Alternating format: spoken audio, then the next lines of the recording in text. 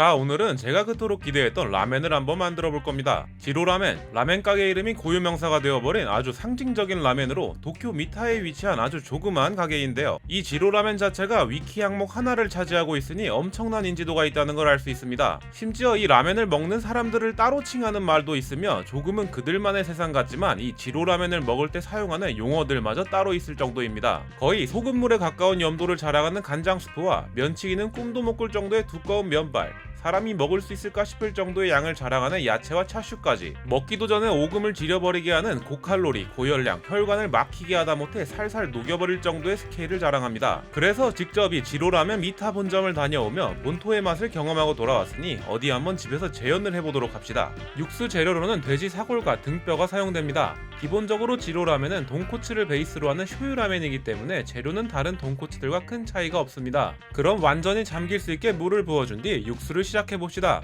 물이 끓고 10분 정도가 지나면 핏물이 굳어 뭉치게 됩니다. 텁텁한 맛이 섞이기 전에 빠르게 제거해줍니다. 이제 그럼 토핑으로 사용할 재료가 두 가지 들어갑니다. 첫 번째는 돼지 지방, 말 그대로 돼지 지방 그 자체입니다. 이걸 새아브라라고 부르는데 국물에 사용되면 진한 지방기를 내준과 동시에 굉장히 고소한 맛도 더해주죠. 다음은 차슈로 사용할 등심입니다. 지로라멘은 굉장히 가성비 음식으로도 유명한데요. 아무래도 다른 부위들은 상당한 가격을 자랑하니 저렴한 등심을 사용하는 게 가성비를 낼 수 있겠죠. 이제 총 2시간이 지났습니다. 지로는 생각보다 굉장히 진한 국물을 자랑하는 음식은 아닌데요. 다른 백탕들처럼 뼈가 부서질 정도로 끓이는 게 아닌 적당히 뽀얀 국물과 청탕과 백탕 사이의 농도입니다. 3시간이 지났습니다. 돼지 지방이 둥둥 떠 층이 생긴 모습입니다. 뱃속에 기름칠할 생각에 아주 흐뭇하네요. 4시간이 지났습니다. 3시간 동안 푹 끓인 새아브라를 건져줍니다. 부드럽게 삶아진 새아브라는 이렇게 휘퍼로 으깨주면 보기만 해도 두통이 올 것 같은 느글느글한 비주얼이 만들어집니다.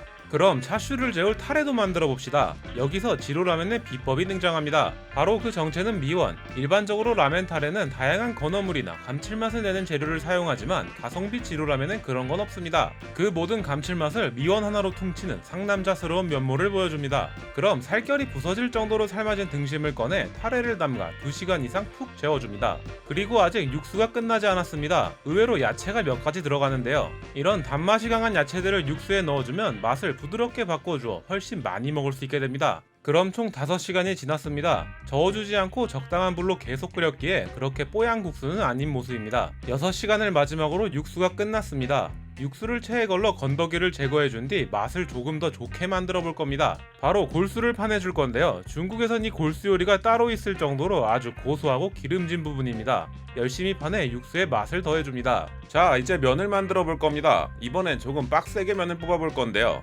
가수율을 굉장히 낮게 잡아 만들어 볼 것이기 때문입니다. 지로라멘 자체가 다른 라멘들처럼 후루룩 먹는다기보다는 입에 우겨넣고 우적우적 먹는 느낌이기 때문에 생각보다 단단한 저가수율 면을 사용하는 특징이 있습니다. 무려 31%의 가수율을 뽑아볼 텐데 바로 냅다 문제가 터져버립니다. 바로 모터가 점점 타는 냄새가 난다는 것. 본체보다 비싼 이 모터기를 몇 번 쓰지도 않고 날려버릴 수는 없습니다. 결국 모터기를 껐다 켰다를 반복하며 우리 제면기의 생명을 지켜줄 수 있었습니다. 두툼한 커터기를 이용해 커팅까지 끝내주면 이렇게 크고 튼실한 라멘이 완성되었습니다. 그럼 이제 토핑을 준비해봅시다. 우선 양배추입니다. 큼직큼직하게 숭덩숭덩 잘라줍니다. 독특하게 지로라멘엔 다진 마늘이 올라가는데요. 물론 다진 마늘을 소량 넣어 먹는 라멘들이 존재하긴 하지만 이렇게 존재감 확실하게 넣어주는 라멘은 지로가 대표적입니다. 그 다음은 지로라멘의 비주얼이라고 할 수 있는 숙주를 한 움큼 가득 준비해줍니다. 그리고 차슈를 재운 타레는 라멘 타레로도 사용되기에 잘 보관해줍니다. 딱 봐도 뻑뻑해 보이는 이 차슈는 진짜 개뻑뻑합니다.